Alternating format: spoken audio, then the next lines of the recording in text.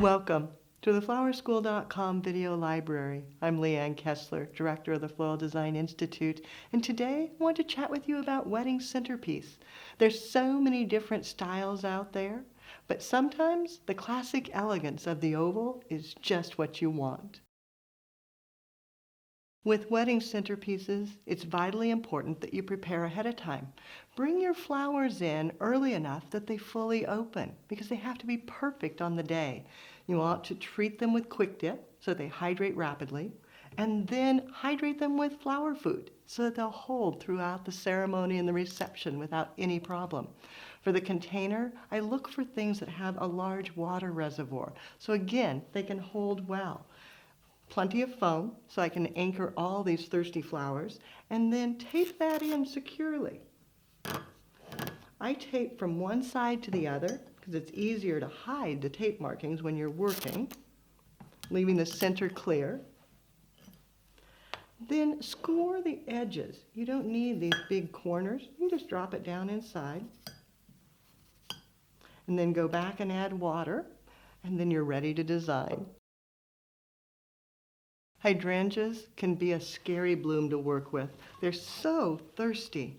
I find when I get them in, I quick dip them, remove any damaged foliage, leave the other because it helps to draw the water up. Then the trick, once they're fully hydrated, quick dip, flower food, the whole thing, I like to leave them 48 hours, minimum of 24, but if you can leave them longer, they're even better so that they're fully hydrated. Then when you go to design, there's one more trick. Give it a cut, just like you would when you're going to put it in the foam, but before you do that, dip it in alum. Just take a dip and then place it into the foam. And I'll just set it there for now because I'm not really designing. But the alum is a pickling spice. You can find this at the grocery store, and this is what will keep them hydrated throughout the day. To begin the design, it's not one odd hydrangea. Let's set him back in the water, but a little bit of foliage. In working with centerpieces, I love Italianruscus. It's so long and graceful, but I don't want a centerpiece that's like that. But by using this, I can take and insert it into the side of the foam and then wrap it, coming around, securing it in place with a greening pin. And this takes less foam space, gives you great coverage with just simple insertion. Then once you get that one done, you come back, add another. Again, just place it right into the side of the foam, then bring it, wrapping it around, greening pin in.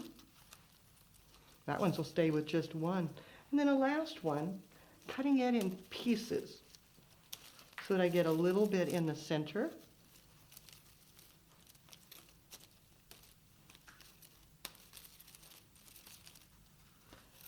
So with 3 stems of the Italianruscus, I'm fully greened and ready to go. The hydrangeas I'm using are actually a mini hydrangea. They're not as big as the blousy ones that you see, but they have such great color and fill in so quickly. I just give them a cut, dip it into the alum, place it in, making sure it goes down a good 2 inches into the foam because you want it down into the water so that it stays fully hydrated without any problem. This container with its large water reservoir will make it easy to keep it lovely, but you have the responsibility as the designer to get it down in fully submerged so that it'll be down into the water area. Then coming back with some roses, true favorite wedding flower, filling in.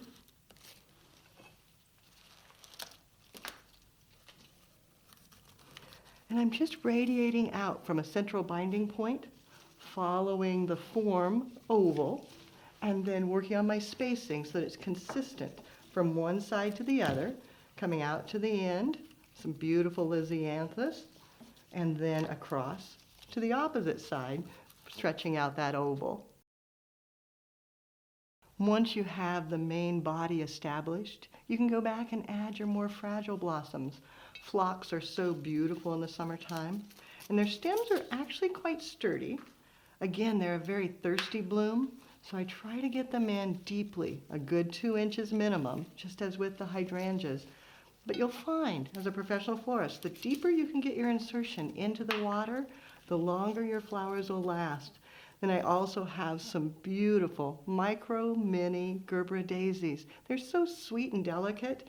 They've been hydrated well, so they're nice and sturdy. And just setting them down into the foam deeply to add that bright touch right in the center. As you finish, look closely where you added the tape to secure the foam. Make sure it's totally concealed. Sometimes you can take another bloom and just tuck it in close, breaking the line of container and making sure that it's concealed so you don't see that tape. Then go back with the buds and tuck them in, letting them come a little bit taller than the other blooms for some softness, but staying in line, keeping touch with that elegant oval form and not losing that classic elegance. With the wedding season underway, the classic oval centerpiece is sure to be a favorite. Now, if you want more creative inspiration, more centerpiece ideas, check out the website, flowerschool.com. If you have questions, need moral support as the wedding season is upon you and you're going crazy, don't hesitate to reach out. You can contact us through the website or pick up the telephone at 503-223-8089. And as always, I'd love to see what you create. Take a photo, send it to my personal email, leanne@floraldesigninstitute.com, or post it on social media and tag Floral Design Institute so we all can see. Now it's your turn. Have fun and do something you love.